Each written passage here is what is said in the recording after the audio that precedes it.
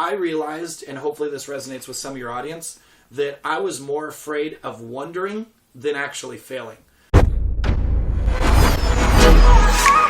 My worst obstacle in my career, like how you got through it?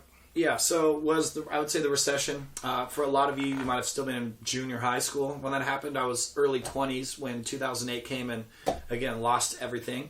And so that was a huge challenge because it was mostly a mindset blow. Right. The reality is, and what I'm going to talk about at your event, is you can actually make more money in an economic downturn than even in the upswing. There's actually more opportunity, but people don't know that.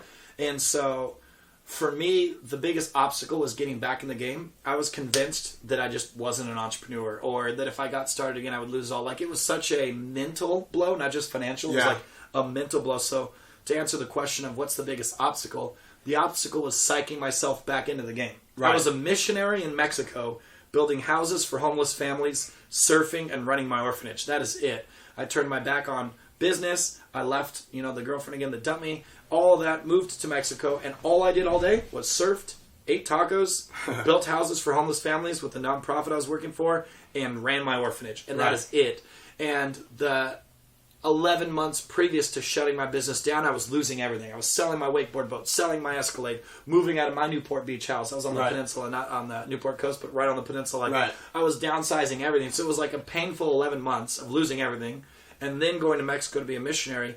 When I came back to America, the thought of trying business again, the biggest obstacle was the mental mindset of like, I can do this and I can be successful. Yeah. So, and the answer of how did I get through that was, dude, I just had to go. Like, I just had to start, if that makes sense. You can sit there and like be afraid of swimming, or you can just like jump in the pool and figure it out. Yeah. So that was what I did. There wasn't like a Bible verse or a quote from a book or a conversation over a cup of coffee that re-inspired me to go for it. I just had to because I was going to starve to death and needed to pay my bills. Yeah. And then once I got in, I was like, okay, this isn't that bad, and it all worked out.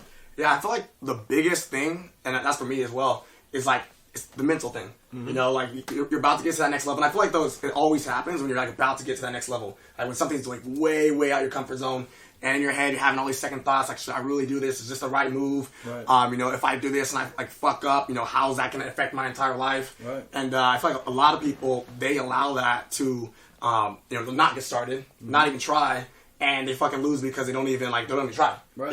Instead of failing.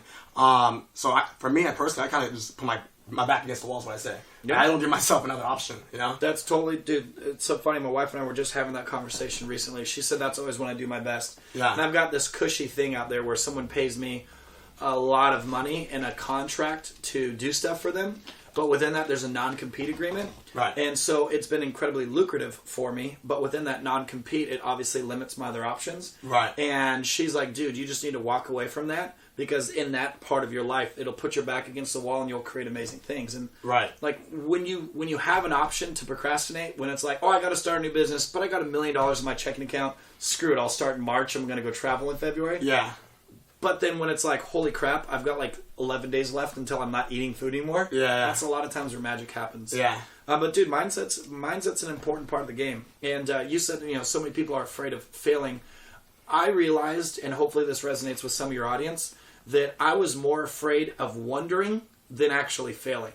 Like, if that makes sense. So, not trying at all, and then 10 years later looking back, wondering if I had tried, would I have made it, was a scarier thought than trying and failing. Right. No, that makes sense. Does that make sense? Yeah. And so for any of you that are watching this or listening to this right now, if you're in that position where it's like, man, I've always wanted to start my own digital marketing agency, but I'm afraid it's going to fail.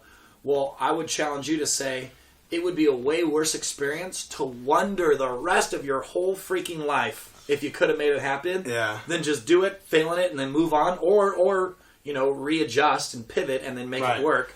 But for me, it's a scarier thought to wonder the rest of my life than to just try, fail, and know it didn't work.